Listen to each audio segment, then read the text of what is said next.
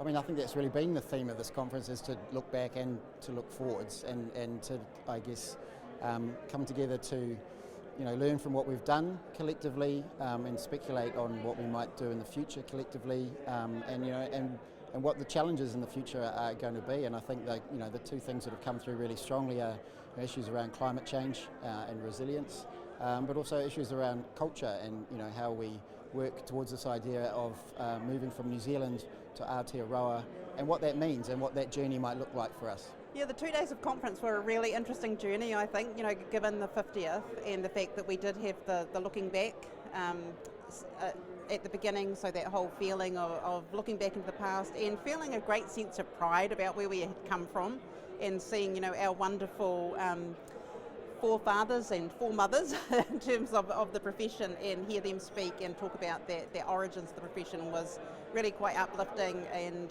from there, just to move on through that whole sequence so that we ended up looking forwards was just really what I think is of great value at the moment.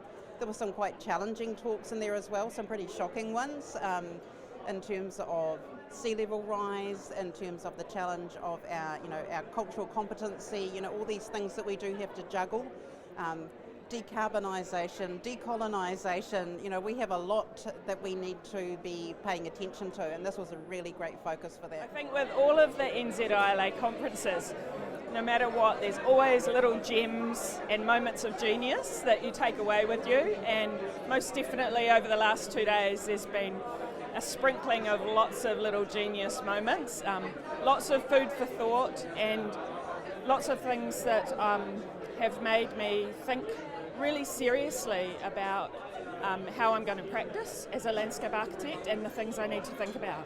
Conference is always a time to reflect on the practice of landscape architecture here in Aotearoa, and for me it was just reaffirming that we're on the right track. A lot of the things that my team are doing in their landscape practice and the work we're doing at Waka Kotahi touches on a number of the themes that are coming through the conference around biodiversity, carbon landscaping, the way we think about the cultural landscape in particular, the way we partner up, and the sort of changes that we're making to our practice in Aotearoa. So it's been a real positive few days for me. I think this year was a really good year, obviously our 50th. Particularly here in Tāmaki, it was great to see our mana whenua here to tautoko with the kaupapa. So all in all, it's really great to see where we've come in the past 50 years. Certainly with a lot of the kōrero about culture, moving forward, and so seeing that hononga there, that connection there was really great. So yeah. Yeah, I've really enjoyed conference this time round. I think we've had to talk about a couple of really key things.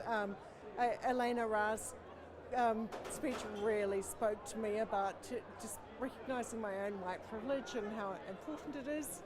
And yeah, I think it was so seminal that the people that got up after her to talk were uncomfortable, and it's good for us to be uncomfortable. It's about change and it's about moving forward.